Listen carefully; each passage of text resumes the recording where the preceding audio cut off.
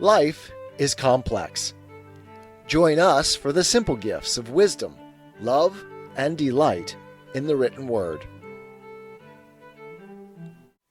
1984 by George Orwell. Part 2, Chapter 1. It was the middle of the morning, and Winston had left the cubicle to go to the lavatory.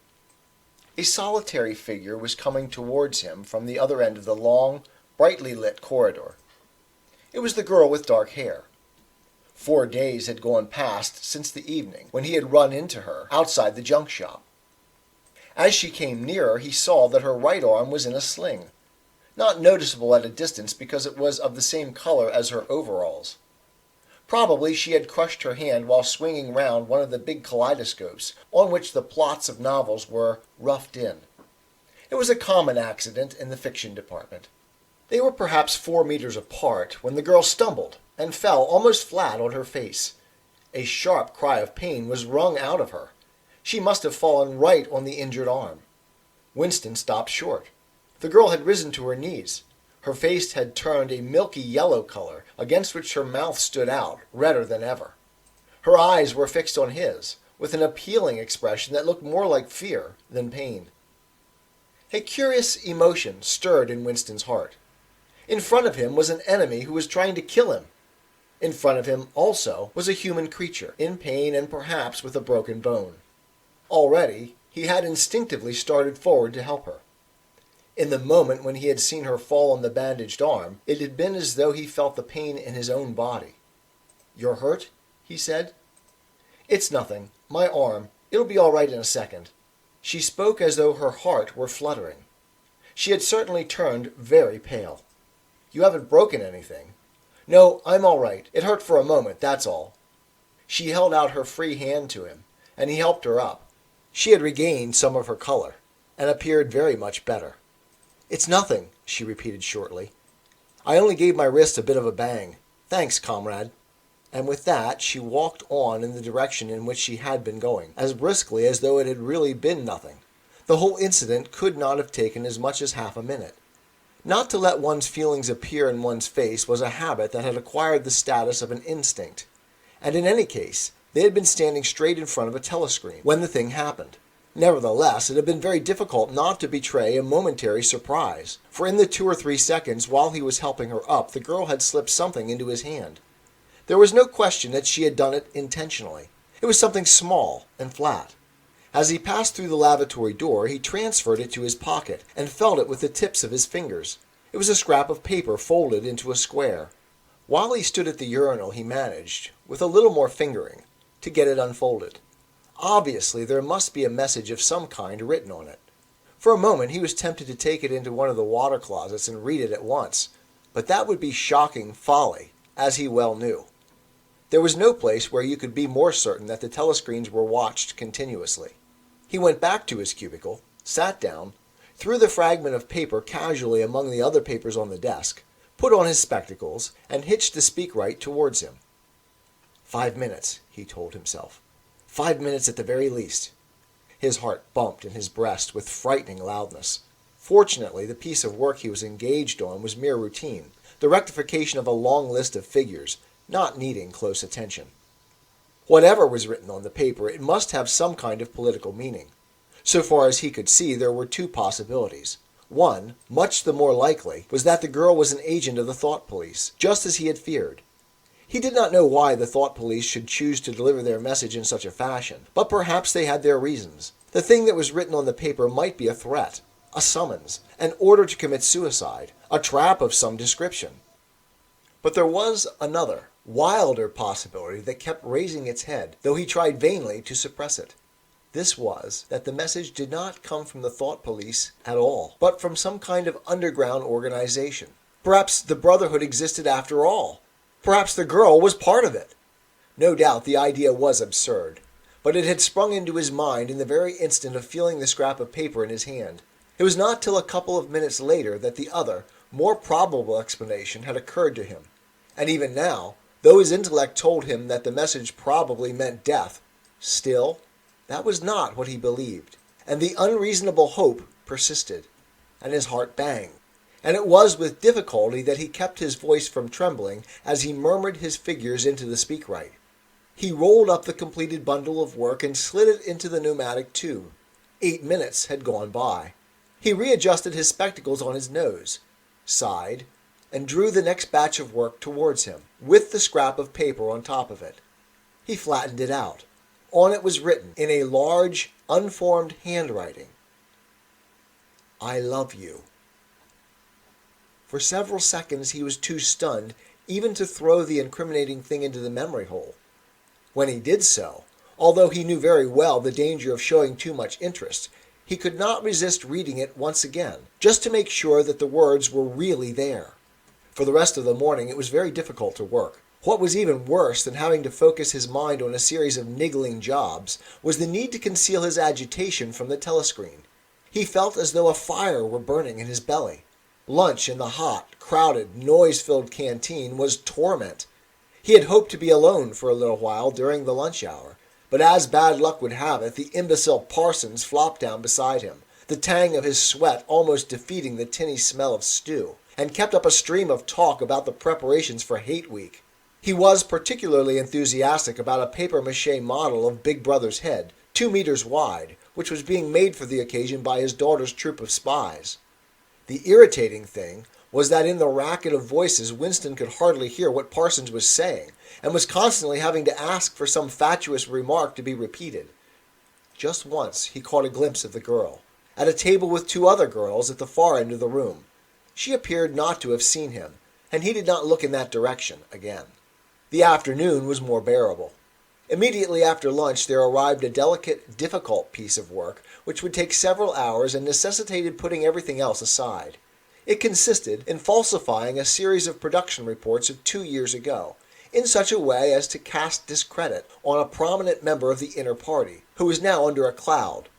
This was the kind of thing that Winston was good at, and for more than 2 hours he succeeded in shutting the girl out of his mind altogether. Then the memory of her face came back, and with it a raging, intolerable desire to be alone. Until he could be alone, it was impossible to think this new development out. Tonight was one of his nights at the community center.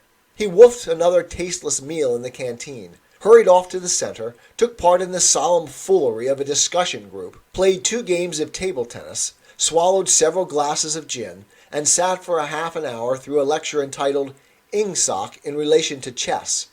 His soul writhed with boredom, but for once he had no impulse to shirk his evening at the center. At the sight of the words, "I love you," the desire to stay alive had welled up in him, and the taking of minor risks suddenly seemed stupid. It was not till 23 hours, when he was home and in bed, in the darkness, where you were safe even from the telescreen so long as you kept silent, that he was able to think continuously. It was a physical problem that had to be solved. How to get in touch with the girl and arrange a meeting. He did not consider any longer the possibility that she might be laying some kind of trap for him. He knew that it was not so, because of her unmistakable agitation when she handed him the note. Obviously, she had been frightened out of her wits, as well she might be. Nor did the idea of refusing her advances even cross his mind. Only 5 nights ago he had contemplated smashing her skull in with a cobblestone, but that was of no importance. He thought of her naked, youthful body, as he had seen it in his dream. He had imagined her a fool, like all the rest of them, her head stuffed with lies and hatred, her belly full of ice. A kind of fever seized him at the thought that he might lose her. The white, youthful body might slip away from him. What he feared more than anything else was that she would simply change her mind if he did not get in touch with her quickly. But the physical difficulty of meeting was enormous. It was like trying to make a move at chess when you were already mated. Whichever way you turned, the telescreen faced you. Actually, all the possible ways of communicating with her had occurred to him within 5 minutes of reading the note. But now, with time to think, he went over them one by one, as though laying out a row of instruments on a table. Obviously, the kind of encounter that had happened this morning could not be repeated. If she had worked in the records department, it might have been comparatively simple, but he had only a very dim idea whereabouts in the building the fiction department lay, and he had no pretext for going there. If he had known where she lived, and at what time she left work, he could have contrived to meet her somewhere on her way home. But to try to follow her home was not safe, because it would mean loitering about outside the ministry, which was bound to be noticed. As for sending a letter through the mails, it was out of the question. By a routine that was not even secret, all letters were opened in transit. Actually, few people ever wrote letters. For the messages that it was occasionally necessary to send, there were printed postcards with long lists of phrases, and you struck out the ones that were inapplicable. In any case, he did not know the girl's name, let alone her address. Finally, he decided that the safest place was the canteen. If he could get her at a table by herself, somewhere in the middle of the room, not too near the telescreens, and with a sufficient buzz of conversation all round, if these conditions endured for, say, 30 seconds, it might be possible to exchange a few words. 'Tis the gift to be simple. 'Tis the gift to be free. 'Tis the gift to come down where we ought to be. And when we find ourselves in the place just right, 'twill be in the valley of love and delight. When true simplicity is gained, to bow and to bend, we will not be ashamed. To turn, will be our delight, till by turning, we come round right.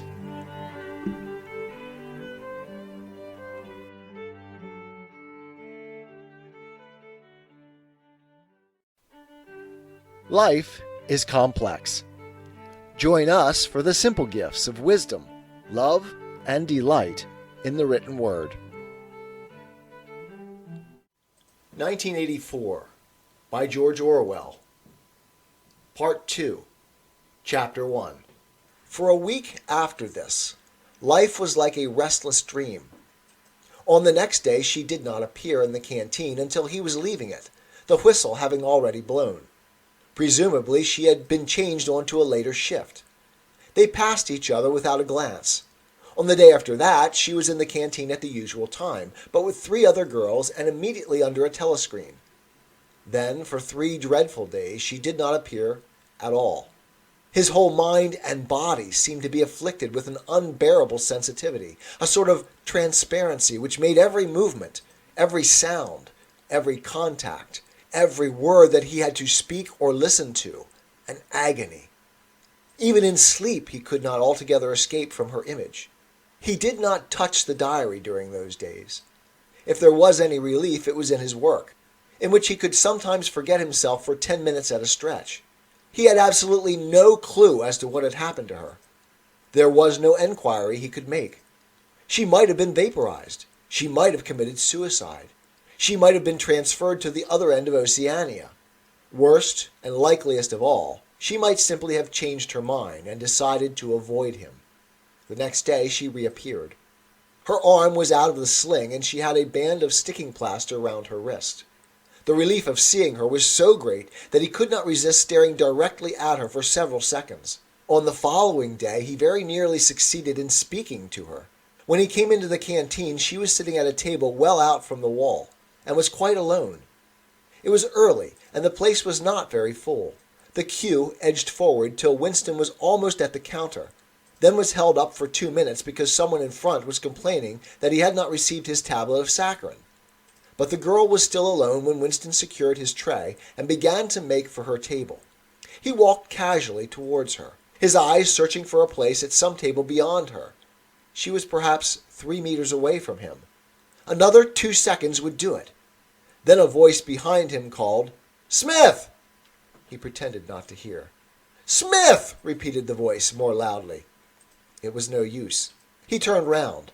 A blond-headed, silly-faced young man named Wilshire, whom he barely knew, was inviting him with a smile to a vacant place at his table. It was not safe to refuse. After having been recognized, he could not go and sit at a table with an unattended girl. It was too noticeable. He sat down with a friendly smile. The silly blond face beamed into his. Winston had an hallucination of himself smashing a pickaxe into the middle of it. The girl's table filled up a few minutes later. But she must have seen him coming towards her, and perhaps she would take the hint. Next day he took care to arrive early.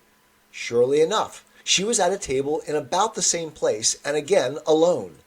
The person immediately ahead of him in the queue was a small, swiftly moving, beetle-like man with a flat face and tiny, suspicious eyes.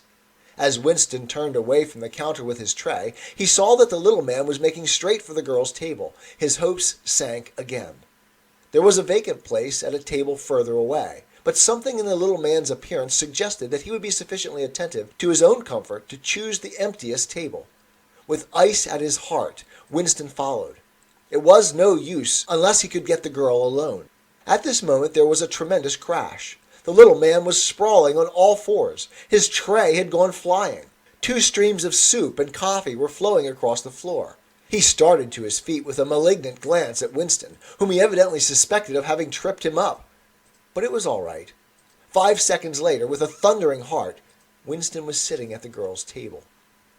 He did not look at her. He unpacked his tray and promptly began eating. It was all important to speak at once, before anyone else came. But now a terrible fear had taken possession of him. A week had gone by since she had first approached him. She would have changed her mind. She must have changed her mind. It was impossible that this affair should end successfully. Such things did not happen in real life. He might have flinched altogether from speaking if at this moment he had not seen Ampleforth, the hairy-eared poet, wandering limply around the room with a tray, looking for a place to sit down. In his vague way, Ampleforth was attached to Winston, and would certainly sit down at his table if he caught sight of him. There was perhaps a minute in which to act. Both Winston and the girl were eating steadily. The stuff they were eating was a thin stew, actually a soup of haricot beans. In a low murmur, Winston began speaking. Neither of them looked up. Steadily they spooned the watery stuff into their mouths, and between spoonfuls exchanged the few necessary words in low, expressionless voices. "What time do you leave work?" 18:30. "Where can we meet?" "Victory Square, near the monument. It's full of telescreens. It doesn't matter if there's a crowd." "Any signal?" "No. Don't come up to me until you see me among a lot of people. And don't look at me. Just keep somewhere near me." "What time?" 19 hours. "All right." Ampleforth failed to see Winston, and sat down at another table. They did not speak again. And, so far as it was possible for 2 people sitting on opposite sides of the same table, they did not look at one another. The girl finished her lunch quickly and made off, while Winston stayed to smoke a cigarette. Winston was in Victory Square before the appointed time. He wandered round the base of the enormous fluted column, at the top of which Big Brother's statue gazed southward, towards the skies where he had vanquished the Eurasian aeroplanes. The East Asian aeroplanes, it had been a few years ago, in the Battle of Airstrip 1. In the street in front of it there was a statue of a man on horseback, which was supposed to represent Oliver Cromwell. At 5 minutes past the hour the girl had still not appeared. Again, the terrible fear seized upon Winston. She was not coming. She had changed her mind. He walked slowly up to the north side of the square, and got a sort of pale-colored pleasure from identifying St. Martin's Church, whose bells, when it had bells, had chimed, "You owe me 3 farthings." Then he saw the girl standing at the base of the monument, reading, or pretending to read, a poster which ran spirally up the column. It was not safe to go near her until some more people had accumulated. There were telescreens all round the pediment, but at this moment there was a din of shouting and a zoom of heavy vehicles from somewhere to the left. Suddenly everyone seemed to be running across the square. The girl nipped nimbly round the lions at the base of the monument and joined in the rush. Winston followed. As he ran, he gathered from some shouted remarks that a convoy of Eurasian prisoners was passing. Already a dense mass of people was blocking the south side of the square. Winston, at normal times the kind of person who gravitates to the outer edge of any kind of scrimmage, shoved, butted, squirmed his way forward into the heart of the crowd. Soon he was within arm's length of the girl, but the way was blocked by an enormous prole and an almost equally enormous woman, presumably his wife, who seemed to form an impenetrable wall of flesh. Winston wriggled himself sideways, and with a violent lunge managed to drive his shoulders between them. For a moment it felt as though his entrails were being ground to pulp between the 2 muscular hips. Then he had broken through, sweating a little, He was next to the girl. They were shoulder to shoulder, both staring fixedly in front of them. A long line of trucks with wooden-faced guards, armed with submachine guns, standing upright in each corner, was passing slowly down the street. In the trucks, little yellow men in shabby greenish uniforms were squatting, jammed close together. Their sad Mongolian faces gazed out over the sides of the trucks, utterly incurious. Occasionally, when a truck jolted, there was a clank-clank of metal. All the prisoners were wearing leg irons. Truckload after truckload of the sad faces passed. Winston knew they were there, but he saw them only intermittently. The girl's shoulder, and her arm right down to the elbow, were pressed against his. Her cheek was almost near enough for him to feel its warmth. She had immediately taken charge of the situation, just as she had done in the canteen. She began speaking in the same expressionless voice as before, with lips barely moving, a mere murmur easily drowned by the din of voices and the rumbling of the trucks. "Can you hear me?" "Yes." "Can you get Sunday afternoon off?" "Yes." "Then listen carefully. You'll have to remember this. Go to Paddington Station." With a sort of military precision that astonished him, she outlined the route that he was to follow. A half-hour railway journey. Turn left outside the station. 2 kilometers along the road. A gate with the top bar missing. A path across a field. A grass-grown lane. A track between bushes. A dead tree with moss on it. It was as though she had a map inside her head. "Can you remember all that?" she murmured finally. "Yes." "You turn left, then right, then left again, and the gate's got no top bar." "Yes." "What time?" "About 15. You may have to wait. I'll get there by another way." "Are you sure you remember everything?" "Yes." "Then get away from me as quick as you can." She need not have told him that. But for the moment they could not extricate themselves from the crowd. The trucks were still filing past, the people still insatiably gaping. At the start there had been a few boos and hisses, but it came only from the party members among the crowd, and had soon stopped. The prevailing emotion was simply curiosity. Foreigners, whether from Eurasia or from East Asia, were a kind of strange animal. One literally never saw them except in the guise of prisoners, and even as prisoners one never got more than a momentary glimpse of them, nor did one know what became of them, apart from the very few who were hanged as war criminals. The others simply vanished, presumably into forced labor camps. The round Mongol faces had given way to faces of a more European type, dirty, bearded, and exhausted. From over scrubby cheekbones, eyes looked into Winston's, sometimes with strange intensity, and flashed away again. The convoy was drawing to an end. In the last truck he could see an aged man, his face a mass of grizzled hair, standing upright with wrists crossed in front of him, as though he were used to having them bound together. It was almost time for Winston and the girl to part, but at the last moment, while the crowd still hemmed them in, her hand felt for his and gave it a fleeting squeeze. It could not have been 10 seconds, and yet it seemed a long time that their hands were clasped together. He had time to learn every detail of her hand. He explored the long fingers, the shapely nails, the work-hardened palm with its row of calluses, the smooth flesh under the wrist. Merely from feeling it he would have known it by sight. In the same instant it occurred to him that he did not know what color the girl's eyes were. They were probably brown, but people with dark hair sometimes had blue eyes. To turn his head and look at her would have been inconceivable folly.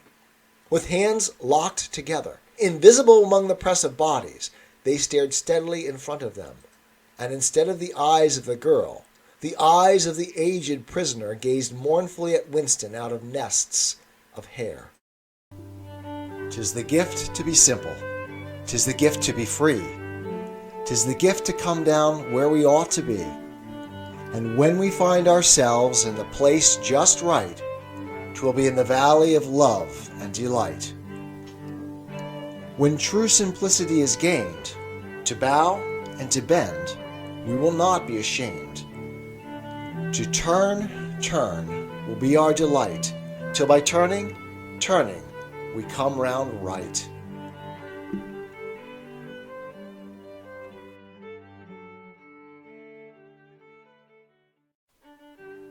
Life is complex. Join us for the simple gifts of wisdom, love, and delight in the written word. 1984 by George Orwell. Part 2, Chapter 2. Winston picked his way up the lane through dappled light and shade, stepping out into pools of gold wherever the boughs parted. Under the trees to the left of him the ground was misty with bluebells.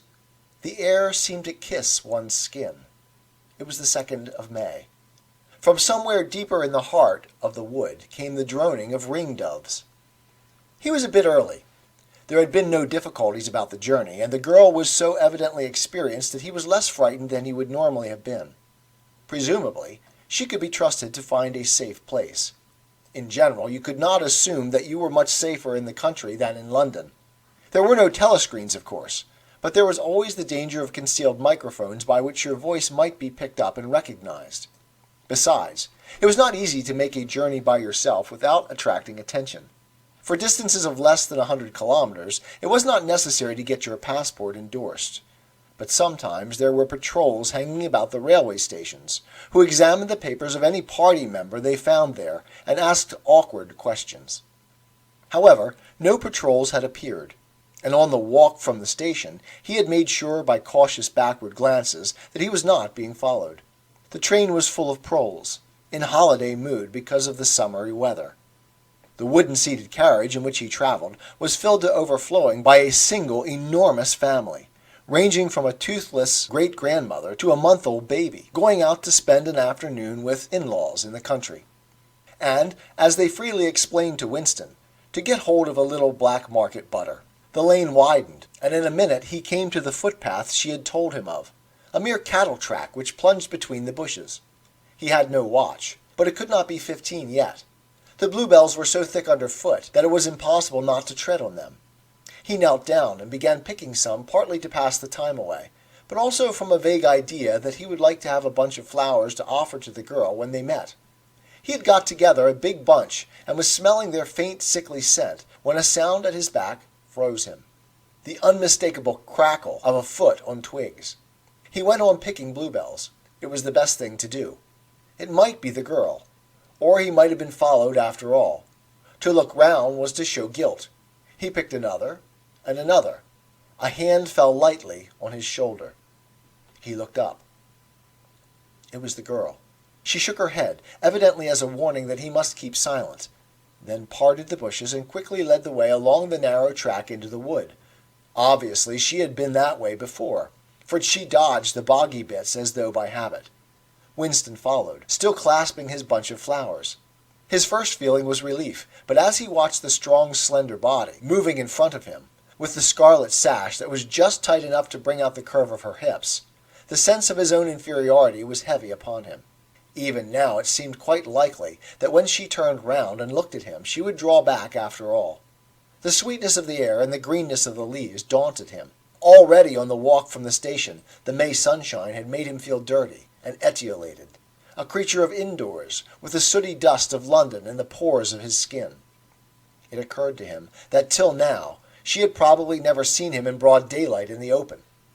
They came to the fallen tree that she had spoken of. The girl hopped over and forced apart the bushes, in which there did not seem to be an opening. When Winston followed her, he found that they were in a natural clearing, a tiny grassy knoll, surrounded by tall saplings that shut it in completely. The girl stopped and turned. "Here we are," she said. He was facing her at several paces' distance, and yet he did not dare move nearer to her. "I didn't want to say anything in the lane," she went on, "in case there's a mic hidden somewhere there. I don't suppose there is, but there could be. There's always the chance of one of those swine recognizing your voice. We're all right here." He still had not the courage to approach her. "We're all right here?" he repeated stupidly. "Yes, look at the trees." They were small ashes, which at some time had been cut down and had sprouted up again into a forest of poles, none of them thicker than one's wrist. "There's nothing big enough to hide a mic in. Besides, I've been here before." They were only making conversation. He had managed to move closer to her now. She stood before him very upright, with a smile on her face that looked faintly ironical, as though she were wondering why he was so slow to act. The bluebells had cascaded onto the ground. They seemed to have fallen of their own accord. He took her hand. "Would you believe," he said, "that till this moment I didn't know what color your eyes were?" "They were brown," he noted. "A rather light shade of brown, with dark lashes." "Now that you've seen what I'm really like, can you still bear to look at me?" "Yes, easily. I'm 39 years old, and I've got a wife that I can't get rid of. I've got varicose veins. I've got 5 false teeth." "I couldn't care less," said the girl. The next moment, it was hard to say by whose act, she was in his arms. At the beginning, he had no feeling except sheer incredulity. The youthful body was strained against his own. The mass of dark hair was against his face. And yes, actually she had turned her face up and he was kissing the wide red mouth. She had clasped her arms about his neck. She was calling him darling, precious one, loved one. He had pulled her down to the ground. She was utterly unresisting. He could do what he liked with her. But the truth was that he had no physical sensation except that of mere contact.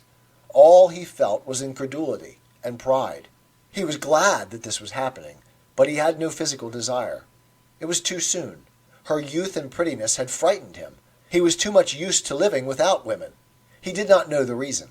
The girl picked herself up and pulled a bluebell out of her hair. She sat against him, putting her arm round his waist. "Never mind, dear. There's no hurry. We've got the whole afternoon. Isn't this a splendid hideout? I found it when I got lost once on a community hike. If anyone was coming, you could hear them 100 meters away." "What is your name?" said Winston. "Julia." "I know yours. It's Winston. Winston Smith." "How did you find that out?" "I expect I'm better at finding things out than you are, dear. Tell me, what did you think of me before that day I gave you the note?" He did not feel any temptation to tell lies to her. It was even a sort of love offering to start off by telling the worst. "I hated the sight of you," he said. "I wanted to rape you and then murder you afterwards. 2 weeks ago I thought seriously of smashing your head in with a cobblestone. If you really want to know, I imagined that you had something to do with the thought police." The girl laughed delightedly, evidently taking this as a tribute to the excellence of her disguise. "Not the thought police? You didn't honestly think that?" "Well, perhaps not exactly that. But from your general appearance, merely because you're young and fresh and healthy, you understand, I thought that probably—" "You thought I was a good party member.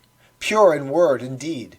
Banners, processions, slogans, games, community hikes, and all that stuff. And you thought that if I had a quarter of a chance I'd denounce you as a thought criminal and get you killed off."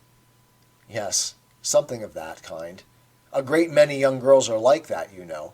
"It's this bloody thing that does it," she said, ripping off the scarlet sash of the Junior Anti-Sex League and flinging it onto a bough.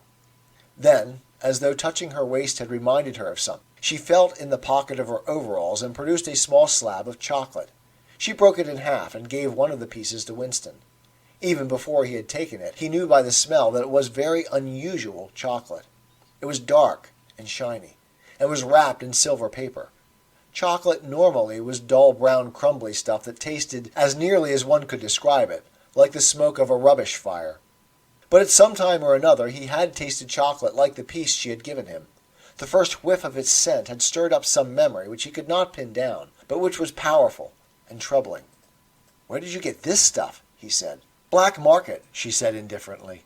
"Actually, I am that sort of girl, to look at. I'm good at games. I was a troop leader in the Spies. I do voluntary work 3 evenings a week for the Junior Anti-Sex League. Hours and hours I've spent pasting their bloody rot all over London. I always carry one end of a banner in the processions. I always look cheerful, and I never shirk anything. Always yell with the crowd. That's what I say. It's the only way to be safe." "'Tis the gift to be simple. 'Tis the gift to be free. 'Tis the gift to come down where we ought to be.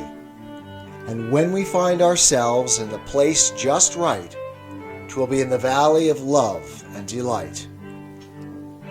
When true simplicity is gained, to bow and to bend, we will not be ashamed. To turn, turn will be our delight, till by turning, turning, we come round right."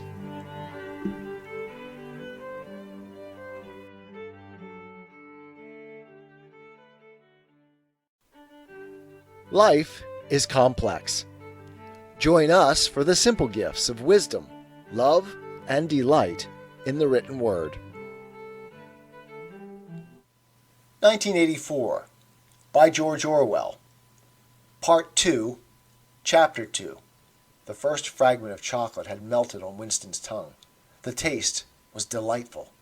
But there was still that memory moving round the edges of his consciousness, something strongly felt but not reducible to definite shape, like an object seen out of the corner of one's eye.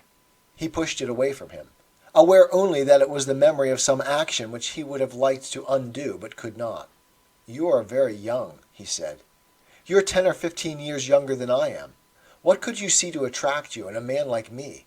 It was something in your face. I thought I'd take a chance. I'm good at spotting people who don't belong. As soon as I saw you, I knew you were against them."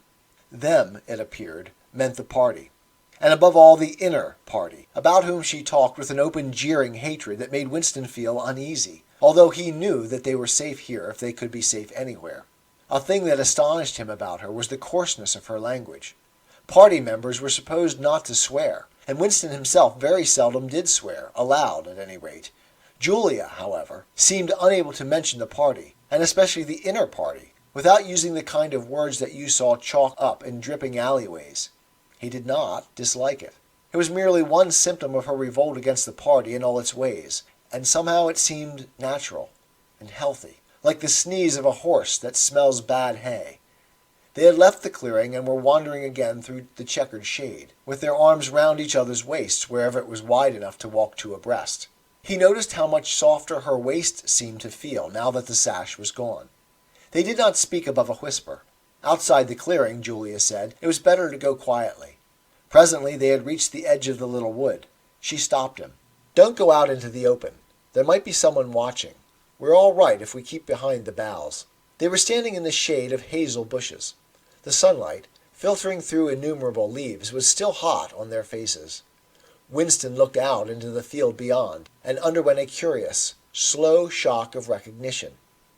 He knew it by sight. An old, close-bitten pasture, with a footpath wandering across it, and a molehill here and there. In the ragged hedge on the opposite side, the boughs of the elm trees swayed just perceptibly in the breeze, and their leaves stirred faintly in dense masses like women's hair. Surely somewhere nearby, but out of sight, there must be a stream with green pools where dace were swimming. "Isn't there a stream somewhere near here?" he whispered. "That's right, there is a stream. It's at the edge of the next field, actually. There are fish in it, great big ones. You can watch them lying in the pools under the willow trees, waving their tails." "It's the golden country, almost," he murmured. "The golden country? It's nothing, really. A landscape I've sometimes seen in a dream." "Look!" Julia whispered. A thrush had alighted on a bough not 5 meters away, almost at the level of their faces. Perhaps it had not seen them. It was in the sun, they in the shade. It spread out its wings, fitted them carefully into place again, ducked its head for a moment, as though making a sort of obeisance to the sun, and then began to pour forth a torrent of song. In the afternoon hush, the volume of sound was startling. Winston and Julia clung together, fascinated. The music went on, minute after minute, with astonishing variations, never once repeating itself, almost as though the bird were deliberately showing off its virtuosity. Sometimes it stopped for a few seconds, spread out and resettled its wings, then swelled its speckled breast and again burst into song. Winston watched it with a sort of vague reverence. For whom, for what, was the bird singing? No mate, no rival was watching it. What made it sit at the edge of the lonely wood and pour its music into nothingness? He wondered whether after all there was a microphone hidden somewhere. He and Julia had spoken only in low whispers, and it would not pick up what they had said, but it would pick up the thrush. Perhaps at the other end of the instrument some small beetle-like man was listening intently, listening to that. But by degrees the flood of music drove all speculation out of his mind. It was as though it were a kind of liquid stuff that poured all over him and got mixed up with the sunlight that filtered through the leaves. He stopped thinking and merely felt. The girl's waist in the bend of his arm was soft and warm. He pulled her round so that they were breast to breast. Her body seemed to melt into his. Wherever his hands moved, it was all as yielding as water. Their mouths clung together. It was quite different from the hard kisses they had exchanged earlier. When they moved their faces apart again, both of them sighed deeply. The bird took fright and fled with a clatter of wings. Winston put his lips against her ear. "Now," he whispered. "Not here," she whispered back. "Come back to the hideout. It's safer." Quickly, with an occasional crackle of twigs, they threaded their way back to the clearing. When they were once inside the ring of saplings, she turned and faced him. They were both breathing fast, but the smile had reappeared round the corners of her mouth. She stood looking at him for an instant, then felt at the zipper of her overalls, and yes, it was almost as in his dream. Almost as swiftly as he had imagined it, she had torn her clothes off, and when she flung them aside, it was with that same magnificent gesture by which a whole civilization seemed to be annihilated. Her body gleamed white in the sun, but for a moment he did not look at her body. His eyes were anchored by the freckled face with its faint, bold smile. He knelt down before her and took her hands in his. "Have you done this before?" "Of course. Hundreds of times. Well, scores of times, anyway." "With party members?" "Yes, always with party members." "With members of the inner party?" "Not with those swine, no. But there's plenty that would if they got half the chance. They're not so holy as they make out." His heart leapt. Scores of times she had done it. He wished it had been hundreds, thousands. Anything that hinted at corruption always filled him with a wild hope. Who knew? Perhaps the party was rotten under the surface, its cult of strenuousness and self-denial simply a sham concealing iniquity. If he could have infected the whole lot of them with leprosy or syphilis, how gladly he would have done so. Anything to rot, to weaken, to undermine. He pulled her down so that they were kneeling face to face. "Listen, the more men you've had, the more I love you. Do you understand that?" "Yes, perfectly." "I hate purity. I hate goodness. I don't want any virtue to exist anywhere. I want everyone to be corrupt to the bones." "Well then, I ought to suit you, dear. I'm corrupt to the bones." "You like doing this?" "I don't mean simply me. I mean the thing itself." "I adore it." That was above all what he wanted to hear. Not merely the love of one person, but the animal instinct, the simple and undifferentiated desire. That was the force that would tear the party to pieces. He pressed her down upon the grass, among the fallen bluebells. This time there was no difficulty. Presently the rising and falling of their breasts slowed to normal speed, and in a sort of pleasant helplessness they fell apart. The sun seemed to have grown hotter. They were both sleepy. He reached out for the discarded overalls and pulled them partly over her. Almost immediately they fell asleep, and slept for about half an hour. Winston woke first. He sat up and watched the freckled face, still peacefully asleep, pillowed on the palm of her hand. Except for the mouth, you could not call her beautiful. There was a line or two round the eyes, if you looked closely. The short dark hair was extraordinarily thick and soft. It occurred to him that he still did not know the surname or where she lived. The young strong body, now helpless in sleep, awoke in him a pitying, protecting feeling. But the mindless tenderness that he had felt under the hazel tree, while the thrush was singing, had not quite come back. He pulled the overalls aside and studied her smooth white flank.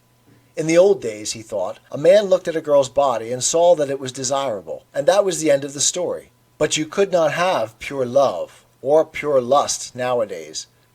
No emotion was pure, because everything was mixed up with fear and hatred. Their embrace had been a battle, the climax a victory. It was a blow struck against the party. It was a political act. "'Tis the gift to be simple.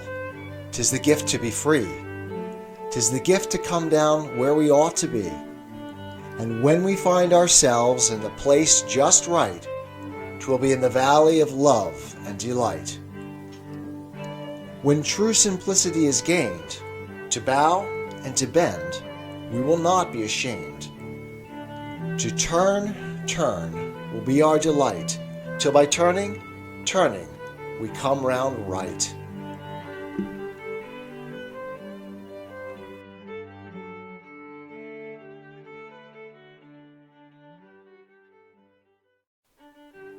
Life is complex. Join us for the simple gifts of wisdom, love, and delight in the written word. 1984 by George Orwell.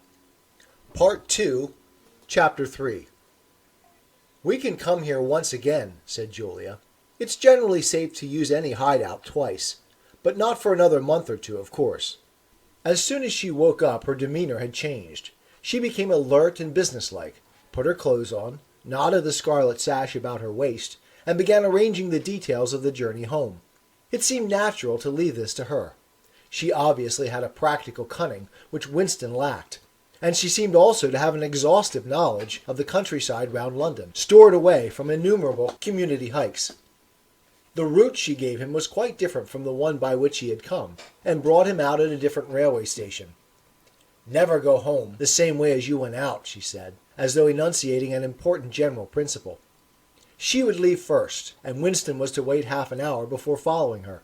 She had named a place where they could meet after work, 4 evenings hence. It was a street in one of the poorer quarters, where there was an open market which was generally crowded and noisy. She would be hanging about among the stalls, pretending to be in search of shoelaces or sewing thread. If she judged that the coast was clear, she would blow her nose when he approached. Otherwise, he was to walk past her without recognition. But with luck, in the middle of the crowd, it would be safe to talk for a quarter of an hour and arrange another meeting. "And now I must go," she said, as soon as he had mastered his instructions. "I'm due back at 19:30. I've got to put in 2 hours for the Junior Anti-Sex League, handing out leaflets or something. Isn't it bloody? Give me a brush down, would you? Have I got any twigs in my hair? Are you sure? Then goodbye, my love, goodbye." She flung herself into his arms, kissed him almost violently, and a moment later pushed her way through the saplings and disappeared into the wood with very little noise. Even now he had not found out her surname or her address. However, it made no difference, for it was inconceivable that they could ever meet indoors or exchange any kind of written communication. As it happened, they never went back to the clearing in the wood. During the month of May there was only one further occasion on which they actually succeeded in making love. That was another hiding place, known to Julia, the belfry of a ruinous church in an almost deserted stretch of country where an atomic bomb had fallen 30 years earlier. It was a good hiding place when once you got there, but the getting there was very dangerous. For the rest, they could meet only in the streets, in a different place every evening, and never for more than half an hour at a time. In the street it was usually possible to talk, after a fashion. As they drifted down the crowded pavements, not quite abreast and never looking at one another, they carried on a curious, intermittent conversation, which flicked on and off like the beams of a lighthouse, suddenly nipped into silence by the approach of a party uniform, or the proximity of a telescreen, then taken up again minutes later in the middle of a sentence, then abruptly cut short as they parted at the agreed spot, then continued almost without introduction on the following day. Julia appeared to be quite used to this kind of conversation, which she called talking by installments. She was also surprisingly adept at speaking without moving her lips. Just once, in almost a month of nightly meetings, they managed to exchange a kiss. They were passing in silence down a side street. Julia would never speak when they were away from the main streets. When there was a deafening roar. The earth heaved, and the air darkened, and Winston found himself lying on his side, bruised and terrified. A rocket bomb must have dropped quite near at hand. Suddenly he became aware of Julia's face a few centimeters from his own, deathly white as chalk. Even her lips were white. She was dead. He clasped her against him, and found that he was kissing a live, warm face, but there was some powdery stuff that got in the way of his lips. Both of their faces were thickly coated with plaster. There were evenings when they reached their rendezvous and then had to walk past one another without a sign, because a patrol had just come round the corner, or a helicopter was hovering overhead. Even if it had been less dangerous, it would still have been difficult to find time to meet. Winston's working week was 60 hours. Julia's was even longer, and their free days varied according to the pressure of work and did not often coincide. Julia, in any case, seldom had an evening completely free. She spent an astonishing amount of time in attending lectures and demonstrations, distributing literature for the Junior Anti-Sex League, preparing banners for Hate Week, making collections for the Savings Campaign, and such like activities. It paid, she said. It was camouflage. If you kept the small rules, you could break the big ones. She even induced Winston to mortgage yet another of his evenings by enrolling himself for the part-time munition work which was done voluntarily by zealous party members. So, one evening every week, Winston spent 4 hours of paralyzing boredom, screwing together small bits of metal which were probably parts of bomb fuses, in a drafty, ill-lit workshop where the knocking of hammers mingled drearily with the music of the telescreens. When they met in the church tower, the gaps in their fragmentary conversations were filled up. It was a blazing afternoon. The air in the little square chamber above the bells was hot and stagnant, and smelt overpoweringly of pigeon dung. They sat talking for hours on the dusty, twig-littered floor, one or other of them getting up from time to time to cast a glance through the arrow slits and make sure that no one was coming. Julia was 26 years old. She lived in a hostel with 30 other girls. "Always in the stink of women. How I hate women," she said, parenthetically. And she worked, as he had guessed, on the novel-writing machines in the fiction department. She enjoyed her work, which consisted chiefly in running and servicing a powerful but tricky electric motor. She was not clever, but was fond of using her hands and felt at home with machinery. She could describe the whole process of composing a novel, from the general directive issued by the planning committee down to the final touching up by the rewrite squad. But she was not interested in the finished product. She didn't much care for reading, she said. Books were just a commodity that had to be produced, like jam or bootlaces. She had no memories of anything before the early 60s, and the only person she had ever known who talked frequently of the days before the Revolution was a grandfather who had disappeared when she was 8. At school she had been captain of the hockey team, and had won the gymnastics trophy 2 years running. She had been a troop leader in the Spies, and a branch secretary in the Youth League before joining the Junior Anti-Sex League. She had always borne an excellent character. She had even, an infallible mark of good reputation, been picked out to work in pornosec, the subsection of the fiction department which turned out cheap pornography for distribution among the proles. It was nicknamed Muck House by the people who worked in it, she remarked. There she had remained for a year, helping to produce booklets in sealed packets with titles like Spanking Stories or One Night in a Girls' School, to be bought furtively by proletarian youths who were under the impression that they were buying something illegal. "What are these books like?" said Winston curiously.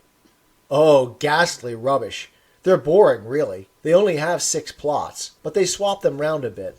Of course, I was only on the kaleidoscopes. I was never in the rewrite squad. I'm not literary, dear. Not even enough for that." He learned with astonishment that all the workers in pornosec, except the heads of the departments, were girls. The theory was that men, whose sex instincts were less controllable than those of women, were in greater danger of being corrupted by the filth they handled. "They don't even like having married women there," she added. "Girls are always supposed to be so pure. Here's one who isn't, anyway." She had had her first love affair when she was 16, with a party member of 60 who later committed suicide to avoid arrest. "And a good job, too," said Julia. "Otherwise they'd have had my name out of him when he confessed." Since then there had been various others. Life, as she saw it, was quite simple. You wanted a good time. They, meaning the party, wanted to stop you having it. You broke the rules as best you could. She seemed to think it just as natural that they should want to rob you of your pleasure as that you should want to avoid being caught. She hated the party, and said so in the crudest words. But she made no general criticism of it. Except where it touched upon her own life, she had no interest in party doctrine. He noticed that she never used newspeak words except the ones that had passed into everyday use. She had never heard of the Brotherhood, and refused to believe in its existence. Any kind of organized revolt against the party, which was bound to be a failure, struck her as stupid. The clever thing was to break the rules and stay alive all the same. He wondered vaguely how many others like her there might be in the younger generation. People who had grown up in the world of the Revolution, knowing nothing else, accepting the party as something unalterable, like the sky, not rebelling against its authority, but simply evading it, as a rabbit dodges a dog. "'Tis the gift to be simple. 'Tis the gift to be free. 'Tis the gift to come down where we ought to be. And when we find ourselves in the place just right, 'twill be in the valley of love and delight. When true simplicity is gained, to bow and to bend, we will not be ashamed. To turn will be our delight, till by turning, we come round right.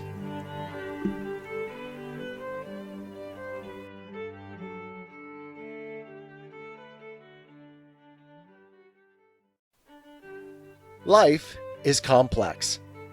Join us for the simple gifts of wisdom, love, and delight in the written word. 1984 by George Orwell. Part 2, Chapter 3. Second half. They did not discuss the possibility of getting married. It was too remote to be worth thinking about. No imaginable committee would ever sanction such a marriage, even if Catherine, Winston's wife, could somehow have been got rid of. It was hopeless, even as a daydream. "What was she like, your wife?" said Julia. "She was... Do you know the Newspeak word, good think awful, meaning naturally orthodox, incapable of thinking a bad thought?" "No, I didn't know the word, but I know the kind of person right enough." He began telling her the story of his married life, but curiously enough she appeared to know the essential parts of it already. She described to him, almost as though she had seen or felt it, the stiffening of Catherine's body as soon as he touched her, the way in which she still seemed to be pushing him from her with all her strength, even when her arms were clasped tightly around him. With Julia he felt no difficulty in talking about such things. Catherine, in any case, had long ceased to be a painful memory, and became merely a distasteful one. "I could have stood it if it hadn't been for one thing," he said. He told her about the frigid little ceremony that Catherine had forced him to go through on the same night every week. She hated it, but nothing would make her stop doing it. She used to call it, but you'll never guess. "Our duty to the party," said Julia promptly. "How did you know that?" "I've been at school too, dear. Sex talks once a month for the over-16s, and in the youth movement they rub it into you for years. I dare say it works in a lot of cases, but of course you can never tell. People are such hypocrites." She began to enlarge upon the subject. With Julia, everything came back to her own sexuality. As soon as this was touched upon in any way, she was capable of great acuteness. Unlike Winston, she had grasped the inner meaning of the party's sexual puritanism. It was not merely that the sex instinct created a world of its own, which was outside the party's control, and which therefore had to be destroyed if possible. What was more important was that the sexual privation induced hysteria, which was desirable because it could be transformed into war fever and leader worship. The way she put it was, "When you make love, you're using up energy, and afterwards you feel happy and don't give a damn for anything. They can't bear you to feel like that. They want you to be bursting with energy all the time. All this marching up and down and cheering and waving flags is simply sex gone sour. If you're happy inside yourself, why should you get excited about Big Brother and the 3-year plans and the 2 minutes hate and all the rest of their bloody rot?" That was very true, he thought. There was a direct, intimate connection between chastity and political orthodoxy. For how could the fear, the hatred, and the lunatic credulity which the party needed in its members be kept at the right pitch, except by bottling down some powerful instinct and using it as a driving force? The sex impulse was dangerous to the party, and the party had turned it to account. They had played a similar trick with the instinct of parenthood. The family could not actually be abolished, and indeed people were encouraged to be fond of their children, in almost the old-fashioned way. The children, on the other hand, were systematically turned against their parents and taught to spy on them and report their deviations. The family had become, in effect, an extension of the thought police. It was a device by means of which everyone could be surrounded night and day by informers who knew him intimately. Abruptly, his mind went back to Catherine. Catherine would unquestionably have denounced him to the thought police if she had not happened to be too stupid to detect the unorthodoxy of his opinions. But what really recalled her to him at this moment was the stifling heat of the afternoon, which had brought the sweat out on his forehead. He began telling Julia of something that had happened, or rather had failed to happen, on another sweltering summer afternoon, 11 years ago. It was 3 or 4 months after they were married. They had lost their way on a community hike somewhere in Kent. They had only lagged behind the others for a couple of minutes, but they took a wrong turning, and presently found themselves pulled up short by the edge of an old chalk quarry. It was a sheer drop of 10 or 20 meters, with boulders at the bottom. There was nobody of whom they could ask the way. As soon as she realized that they were lost, Catherine became very uneasy. To be away from the noisy mob of hikers, even for a moment, gave her a feeling of wrongdoing. She wanted to hurry back by the way they had come and start searching in the other direction. But at this moment Winston noticed some tufts of loosestrife growing in the cracks of the cliff beneath them. One tuft was of two colors, magenta and brick red, apparently growing on the same root. He had never seen anything of the kind before, and he called to Catherine to come and look at it. "Look, Catherine!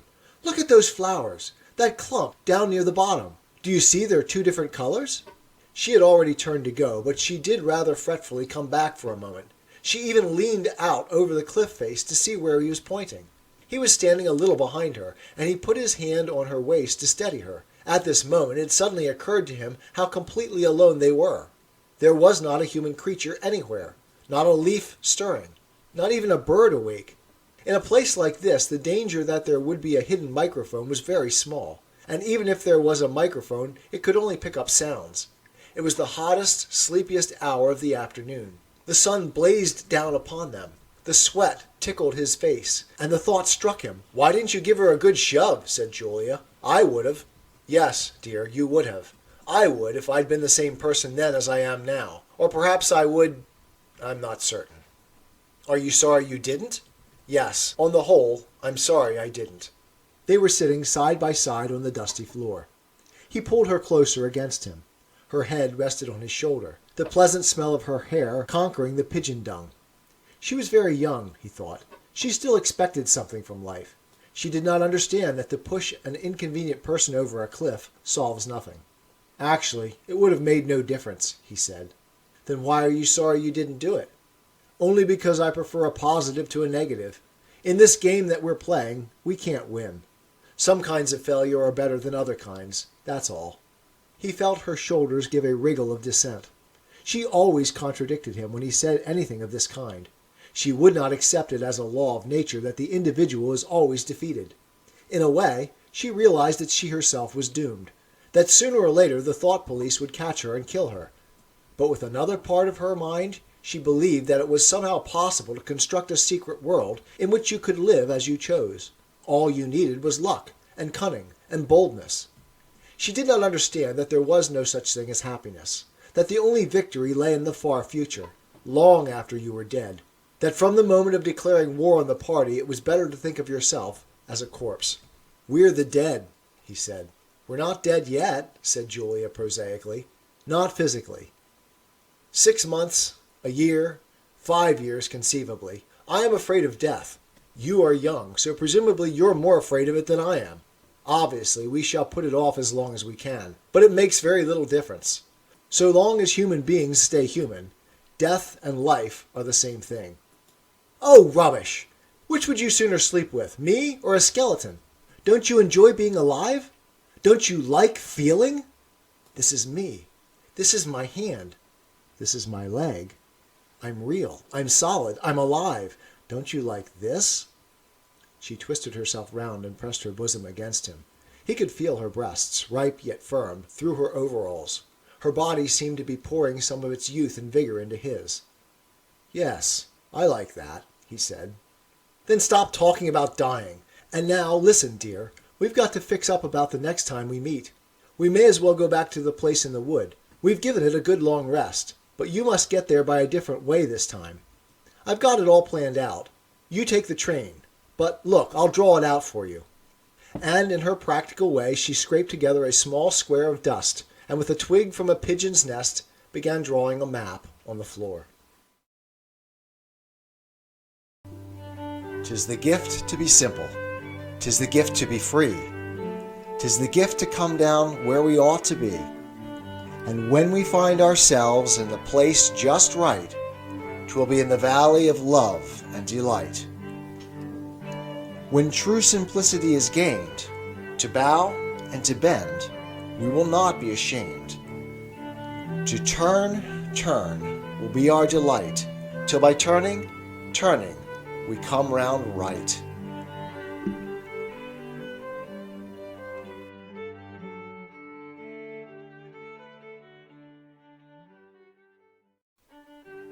Life is complex.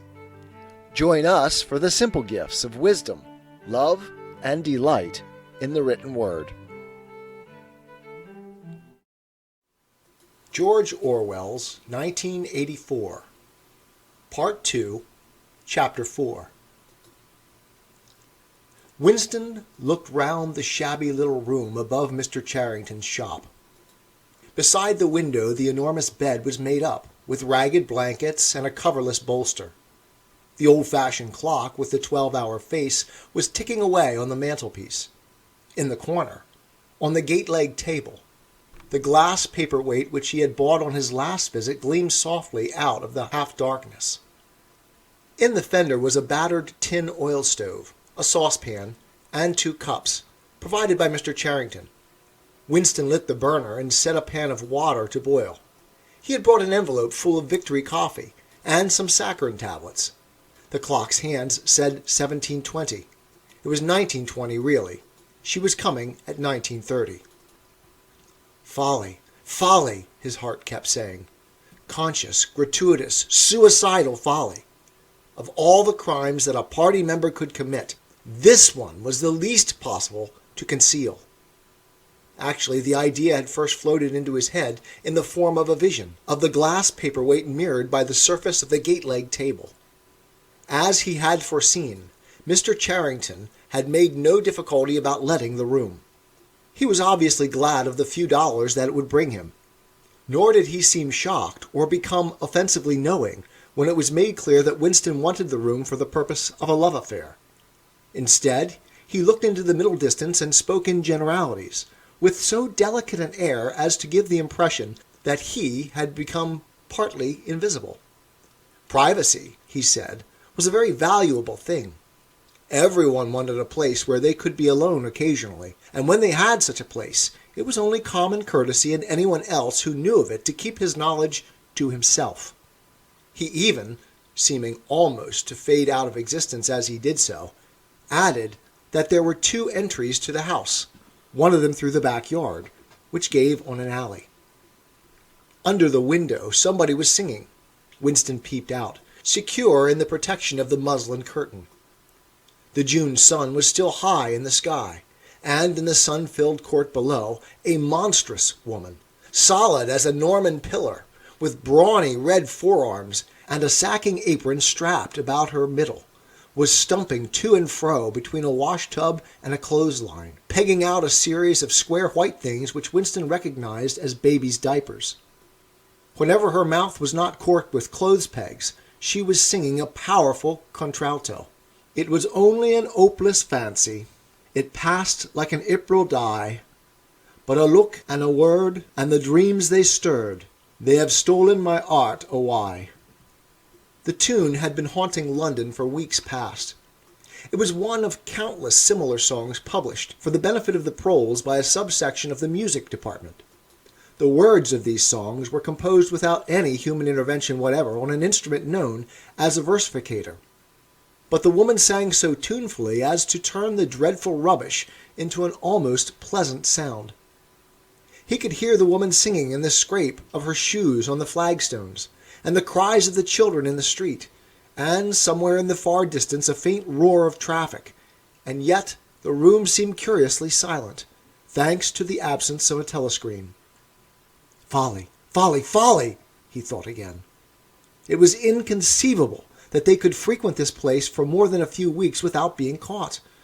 But the temptation of having a hiding place that was truly their own, indoors and near at hand, had been too much for both of them. For some time after their visit to the church belfry, it had been impossible to arrange meetings. Working hours had been drastically increased in anticipation of Hate Week. It was more than a month distant, but the enormous, complex preparations that it entailed were throwing extra work onto everybody. Finally, both of them managed to secure a free afternoon on the same day. They had agreed to go back to the clearing in the wood. On the evening beforehand, they met briefly in the street. As usual, Winston hardly looked at Julia as they drifted towards one another in the crowd, but from the short glance he gave her, it seemed to him that she was paler than usual. "It's all off," she murmured, as soon as she judged it safe to speak. "Tomorrow, I mean." "What?" "Tomorrow afternoon. I can't come." "Why not?" "Oh, the usual reason. It started early this time." For a moment, He was violently angry. During the month that he had known her, the nature of his desire for her had changed. At the beginning, there had been little true sensuality in it. Their first love-making had been simply an act of the will. But after the second time, it was different.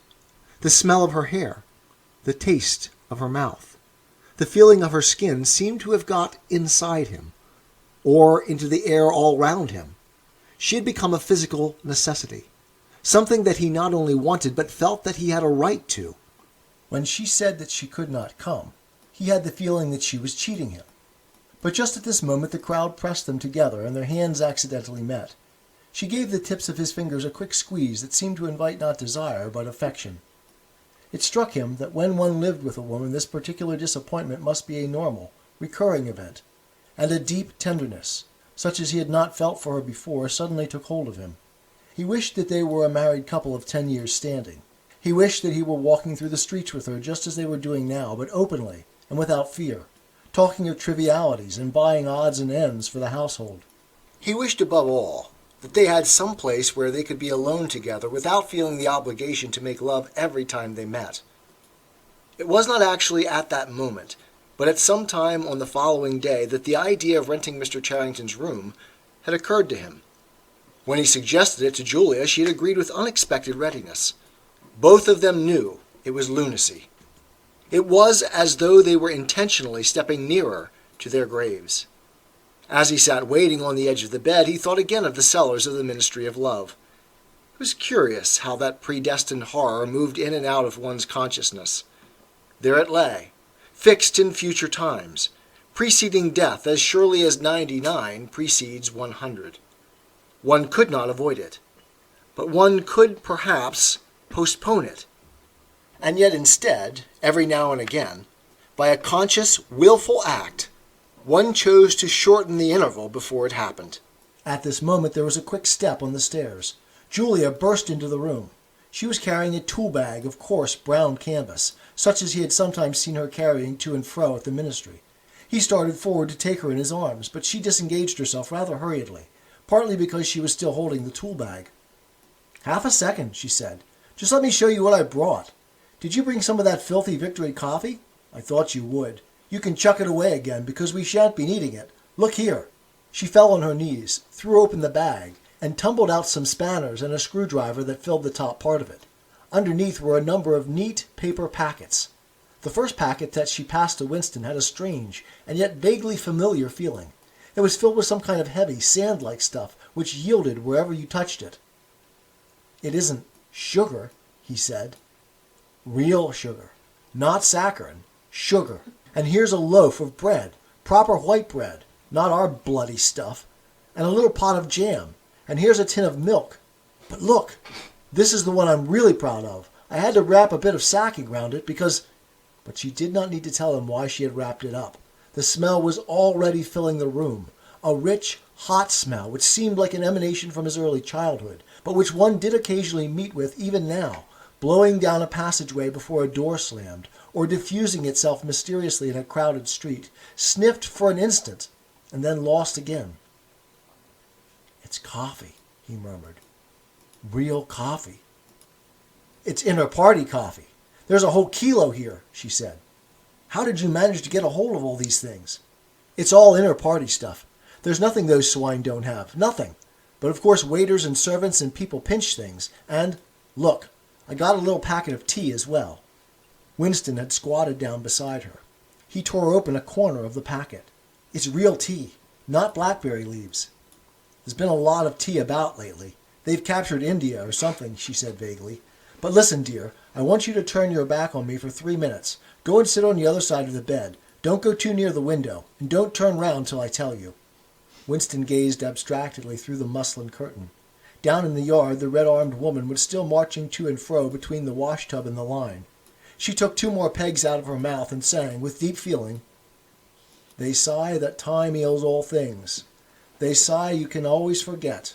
But the smiles and the tears across the years, they twist my heartstrings yet." She knew the whole drivelling song by heart, it seemed. Her voice floated upward with the sweet summer air, very tuneful, charged with a sort of happy melancholy. One had the feeling that she would have been perfectly content if the June evening had been endless and the supply of clothes inexhaustible, to remain there for 1,000 years, pegging out diapers and singing rubbish. It struck him as a curious fact that he had never heard a member of the party singing alone and spontaneously. It would even have seemed slightly unorthodox, a dangerous eccentricity, like talking to oneself. Perhaps it was only when people were somewhere near the starvation level that they had anything to sing about. "'Tis the gift to be simple. 'Tis the gift to be free. 'Tis the gift to come down where we ought to be.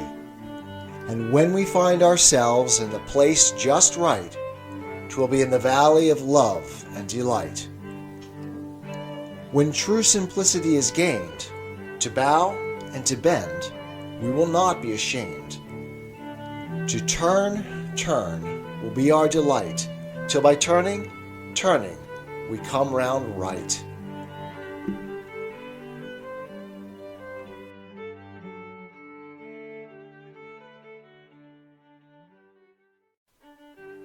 Life is complex. Join us for the simple gifts of wisdom, love, and delight in the written word. George Orwell's 1984, Part 2, Chapter 4.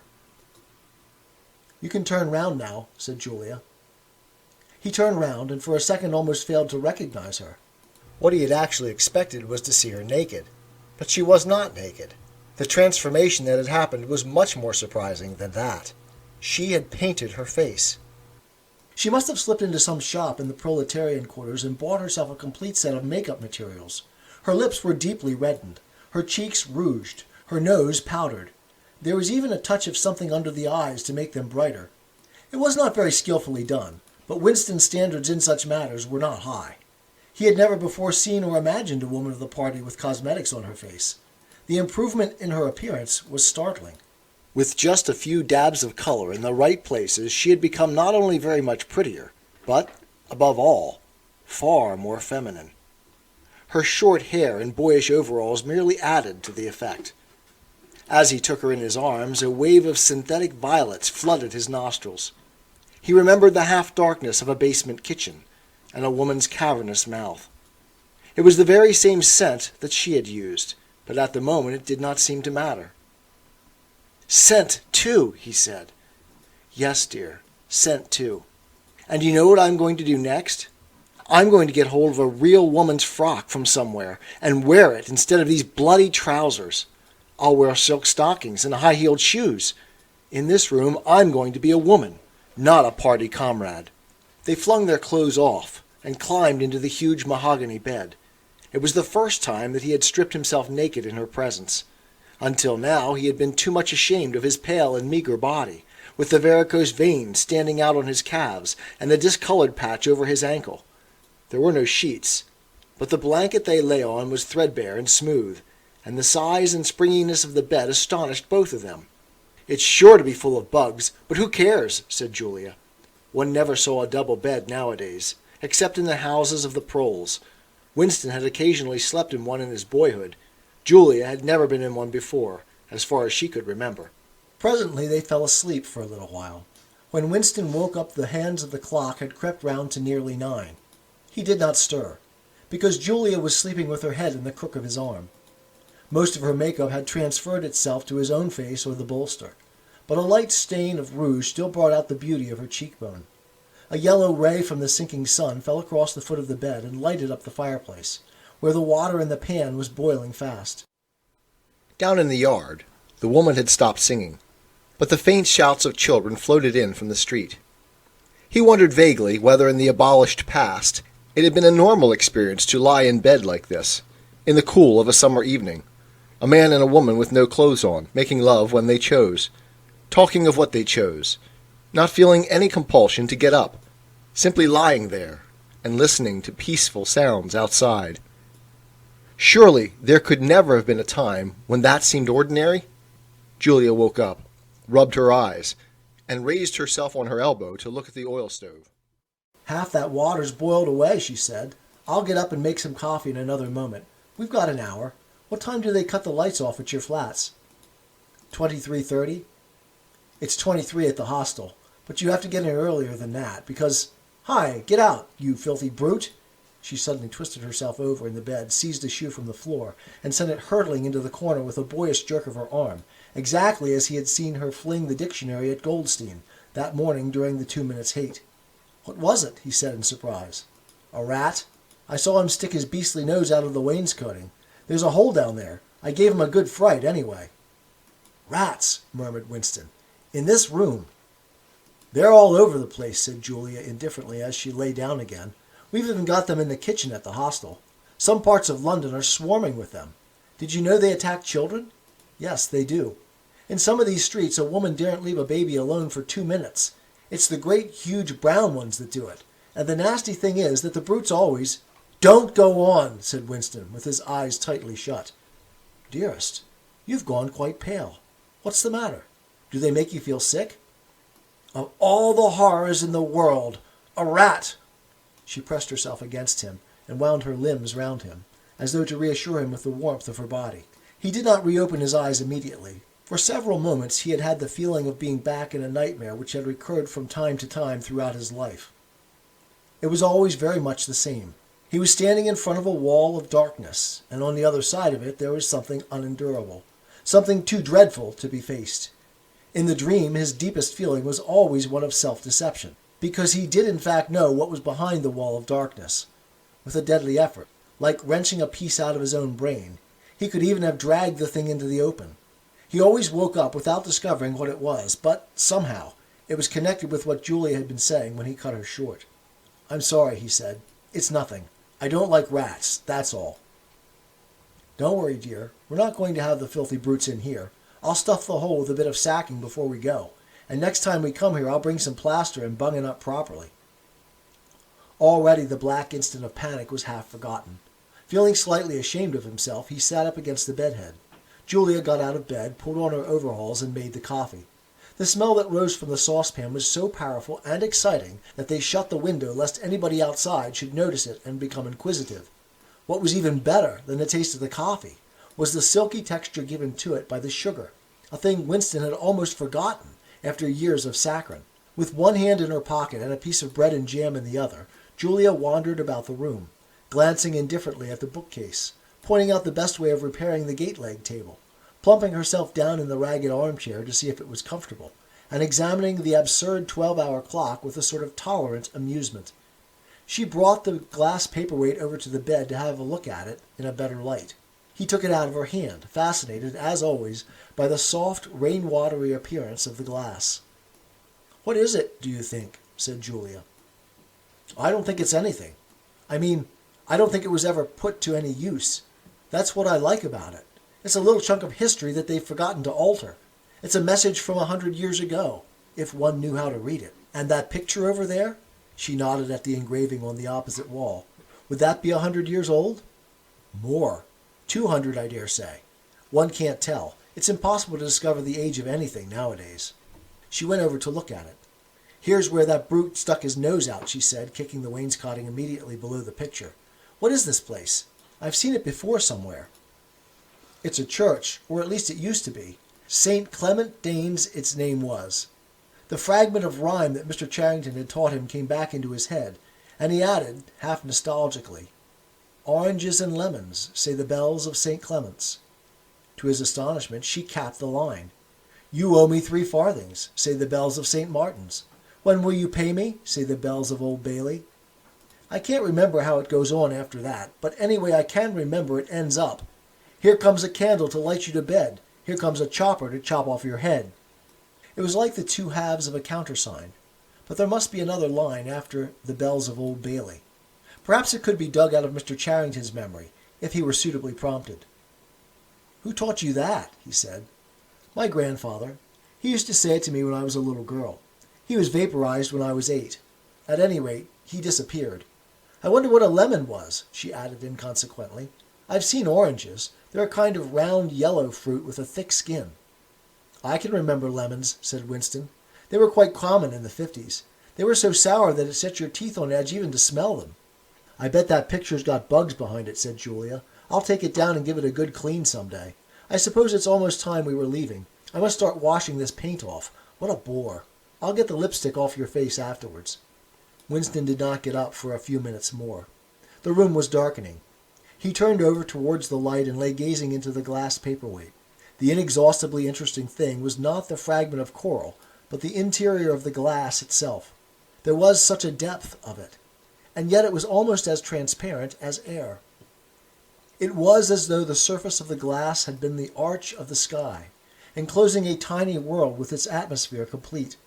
He had the feeling that he could get inside it, and that, in fact, he was inside it, along with the mahogany bed and the gate-legged table and the clock and the steel engraving and the paperweight itself. The paperweight was the room he was in, and the coral was Julia's life and his own, fixed in a sort of eternity at the heart of the crystal. 'Tis the gift to be simple. 'Tis the gift to be free. 'Tis the gift to come down where we ought to be. And when we find ourselves in the place just right, 'twill be in the valley of love and delight. When true simplicity is gained, to bow and to bend, we will not be ashamed. To turn will be our delight, till by turning, we come round right.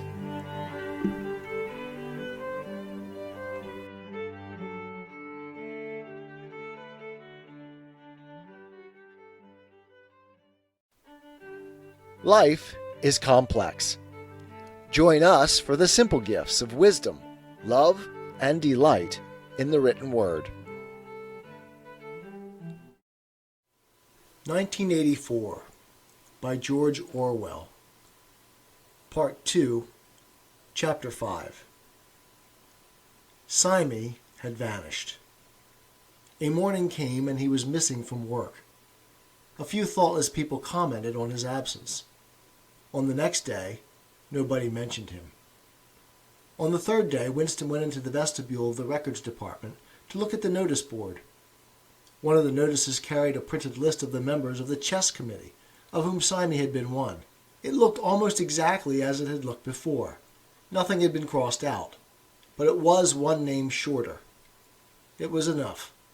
Simey had ceased to exist. He had never existed. The weather was baking hot. In the labyrinthine ministry, the windowless air-conditioned rooms kept their normal temperature, but outside the pavement scorched one's feet, and the stench of the tubes at the rush hours was a horror. The preparations for Hate Week were in full swing, and the staffs of all the ministries were working overtime. Processions, meetings, military parades, lectures, waxworks, displays, film shows, telescreen programs all had to be organized. Stands had to be erected, effigies built, slogans coined, songs written, rumors circulated, photographs faked. Julia's unit in the fiction department had been taken off the production of novels and was rushing out a series of atrocity pamphlets. Winston, in addition to his regular work, spent long periods every day in going through back files of the Times and altering and embellishing news items which were to be quoted in speeches. Late at night, when crowds of rowdy proles roamed the streets, the town had a curiously febrile air. The rocket bombs crashed oftener than ever, and sometimes in the far distance there were enormous explosions which no one could explain and about which there were wild rumors. The new tune, which was to be the theme song of Hate Week, the Hate Song it was called, had already been composed and was being endlessly plugged on the telescreens. It had a savage, barking rhythm, which could not exactly be called music, but resembled the beating of a drum. Roared out by hundreds of voices to the tramp of marching feet, it was terrifying. The proles had taken a fancy to it, and in the midnight streets it competed with the still popular It Was Only a Hopeless Fancy. The parson's children played it at all hours of the night and day, unbearably, on a comb and a piece of toilet paper. Winston's evenings were fuller than ever. Squads of volunteers, organized by parsons, were preparing the street for Hate Week, stitching banners, painting posters, erecting flagstaffs on the roofs, and perilously slinging wires across the street for the reception of streamers. Parsons boasted that Victory Mansions alone would display 400 meters of bunting. He was in his native element, and as happy as a lark. The heat and the manual work had even given him a pretext for reverting to shorts and an open shirt in the evenings. He was everywhere at once, pushing, pulling, sawing, hammering, improvising, jollying everyone along with comradely exhortations, and giving out from every fold of his body what seemed an inexhaustible supply of acrid-smelling sweat. A new poster had suddenly appeared all over London. It had no caption, and represented simply the monstrous figure of a Eurasian soldier, 3 or 4 meters high, striding forward with expressionless Mongolian face and enormous boots, a submachine gun pointed from his hip. From whatever angle you looked at the poster, the muzzle of the gun, magnified by the foreshortening, seemed to be pointed straight at you. The thing had been plastered on every blank space of every wall, even outnumbering the portraits of Big Brother. The proles, normally apathetic about the war, were being lashed into one of their periodical frenzies of patriotism. As though to harmonize with the general mood, the rocket bombs had been killing larger numbers of people than usual. One fell on a crowded film theater in Stepney, burying several hundred victims among the ruins. The whole population of the neighborhood turned out for a long, trailing funeral, which went on for hours and was in effect an indignation meeting. Another bomb fell on a piece of waste ground which was used as a playground, and several dozen children were blown to pieces. There were further angry demonstrations. Goldstein was burned in effigy. Hundreds of copies of the poster of the Eurasian soldier were torn down and added to the flames, and a number of shops were looted in the turmoil. Then a rumor flew round that spies were directing the rocket bombs by means of wireless waves, and an old couple who were suspected of being of foreign extraction had their house set on fire and perished of suffocation. In the room over Mr. Charrington's shop, when they could get there, Julia and Winston lay side by side on a stripped bed under the open window, naked for the sake of coolness. The rat had never come back, but the bugs had multiplied hideously in the heat. It did not seem to matter. Dirty or clean, the room was paradise. As soon as they arrived, they would sprinkle everything with pepper bought on the black market, tear off their clothes, and make love with sweating bodies. Then fall asleep and wake to find that the bugs had rallied and were massing for the counterattack. 4, 5, 6, 7 times they met during the month of June. Winston had dropped his habit of drinking gin at all hours. He seemed to have lost the need for it. He had grown fatter. His varicose ulcer had subsided, leaving only a brown stain on the skin above his ankle. His fits of coughing in the early morning had stopped. The process of life had ceased to be intolerable. He had no longer any impulse to make faces at the telescreen or shout curses at the top of his voice.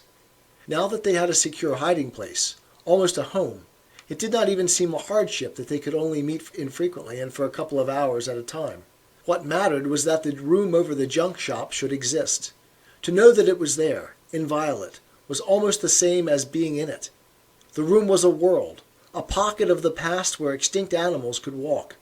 Mr. Charrington, thought Winston, was another extinct animal.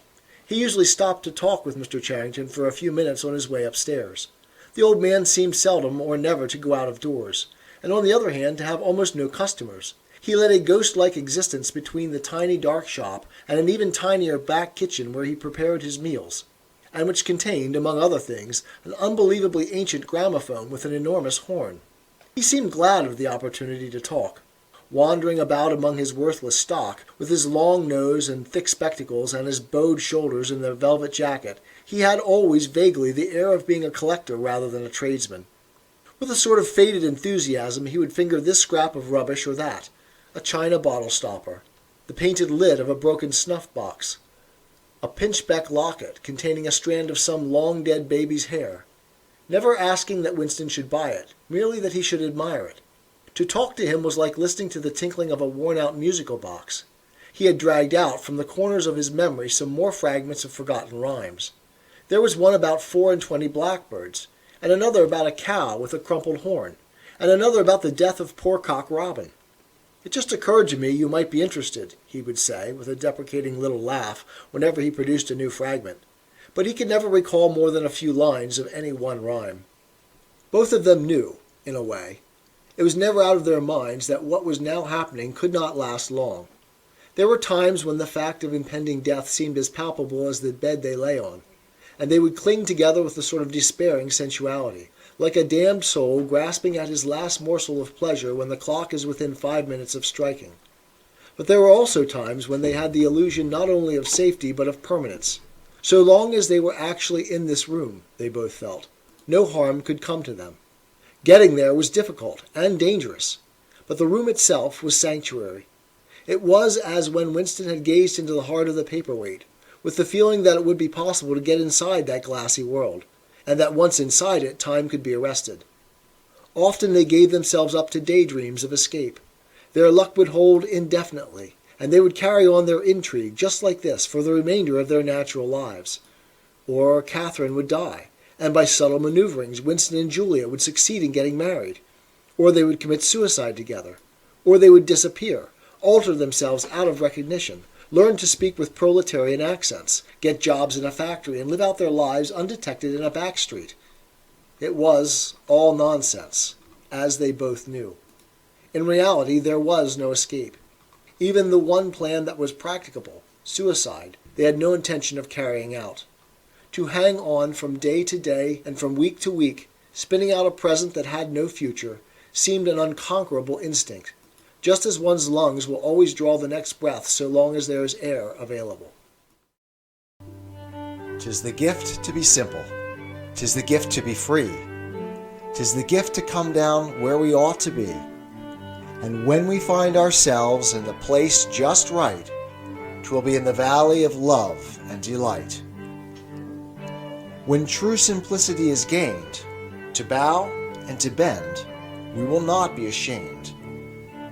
To turn will be our delight, till by turning, we come round right.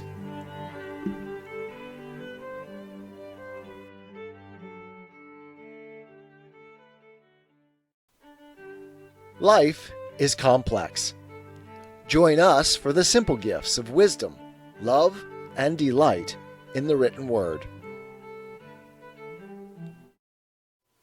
1984 by George Orwell. Part 2, Chapter 5. Sometimes, too, they talked of engaging in active rebellion against the party, but with no notion of how to take the first step. Even if the famous brotherhood was a reality, there still remained the difficulty of finding one's way into it.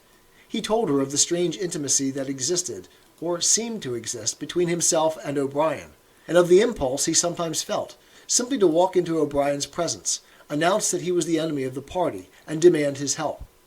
Curiously enough, this did not strike her as an impossibly rash thing to do. She was used to judging people by their faces, and it seemed natural to her that Winston should believe O'Brien to be trustworthy on the strength of a single flash of the eyes. Moreover, she took it for granted that everyone, or nearly everyone, secretly hated the party and would break the rules if he thought it safe to do so. But she refused to believe that widespread organized opposition existed, or could exist. The tales about Goldstein and his underground army, she said, were simply a lot of rubbish, which the party had invented for its own purposes, and which you had to pretend to believe in.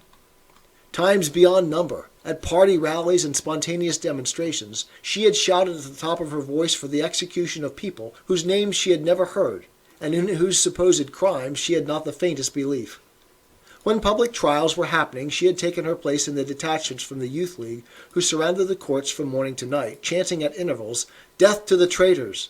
During the 2 minutes' hate, she always excelled all others in shouting insults at Goldstein.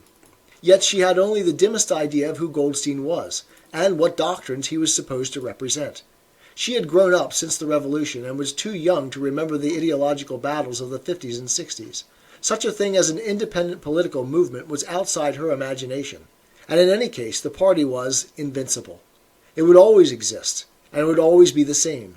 You could only rebel against it by secret disobedience, or, at most, by isolated acts of violence, such as killing somebody, or blowing something up. In some ways, she was far more acute than Winston, and far less susceptible to party propaganda. Once, when he happened in some connection to mention the war against Eurasia, she startled him by saying casually that in her opinion the war was not happening. The rocket bombs which fell daily on London were probably fired by the government of Oceania itself, just to keep people frightened. This was an idea that had literally never occurred to him. She also stirred a sort of envy in him by telling him that during the 2 minutes' hate, her great difficulty was to avoid bursting out laughing. But she only questioned the teaching of the party when they in some way touched upon her own life. Often she was ready to accept the official mythology, simply because the difference between truth and falsehood did not seem important to her.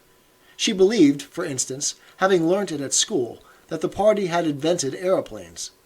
in his own school days, Winston remembered, in the late 50s. It was only the helicopter that the party claimed to have invented. A dozen years later, when Julia was at school, it was already claiming the aeroplane. One generation more, and it would be claiming the steam engine. And when he told her that aeroplanes had been in existence before he was born and long before the Revolution, the fact struck her as totally uninteresting. After all, what did it matter who had invented aeroplanes? It was rather more of a shock to him when he discovered from some chance remark that she did not remember that Oceania, 4 years ago, had been at war with East Asia and at peace with Eurasia. It was true that she regarded the whole war as a sham, but apparently she had not even noticed that the name of the enemy had changed. "I thought we'd always been at war with Eurasia," she said vaguely. It frightened him a little. The invention of aeroplanes dated from long before her birth, but the switchover in the war had happened only 4 years ago, well after she was grown up. He argued with her about it for perhaps a quarter of an hour. In the end, he succeeded in forcing her memory back until she did dimly recall that at one time East Asia and not Eurasia had been the enemy. But the issue still struck her as unimportant. "Who cares?" she said impatiently. "It's always one bloody war after another, and one knows the news is all lies anyway." Sometimes he talked to her of the records department and the impudent forgeries that he committed there. Such things did not appear to horrify her. She did not feel the abyss opening beneath her feet at the thought of lies becoming truths. He told her the story of Jones, Aronson, and Rutherford, and the momentous slip of paper which he had once held between his fingers. It did not make much impression on her. At first, indeed, she failed to grasp the point of the story. "Were they friends of yours?" she said. "No, I never knew them. They were inter-party members. Besides, they were far older men than I was. They belonged to the old days, before the Revolution. I barely knew them by sight." "Then what was there to worry about? People are being killed off all the time, aren't they?" He tried to make her understand. This was an exceptional case.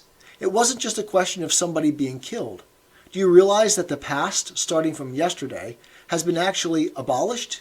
If it survives anywhere, it's in a few solid objects with no words attached to them, like that lump of glass there. Already we know almost literally nothing about the Revolution and the years before the Revolution. Every record has been destroyed or falsified. Every book has been rewritten. Every picture has been repainted. Every statue and street and building has been renamed. Every date has been altered. And that process is continuing day by day and minute by minute. History has stopped. Nothing exists except an endless present in which the party is always right. I know, of course, that the past is falsified, but it would never be possible for me to prove it, even when I did the falsification myself. After the thing is done, no evidence ever remains. The only evidence is inside my own mind, and I don't know with any certainty that any other human being shares my memories. Just in that one instance, in my whole life, I did possess actual concrete evidence after the event, years after it. And what good was that? It was no good, because I threw it away a few minutes later. But if the same thing happened today, I should keep it. "Well, I wouldn't," said Julia. "I'm quite ready to take risks, but only for something worthwhile, not for bits of old newspaper. What could you have done with it even if you had kept it?"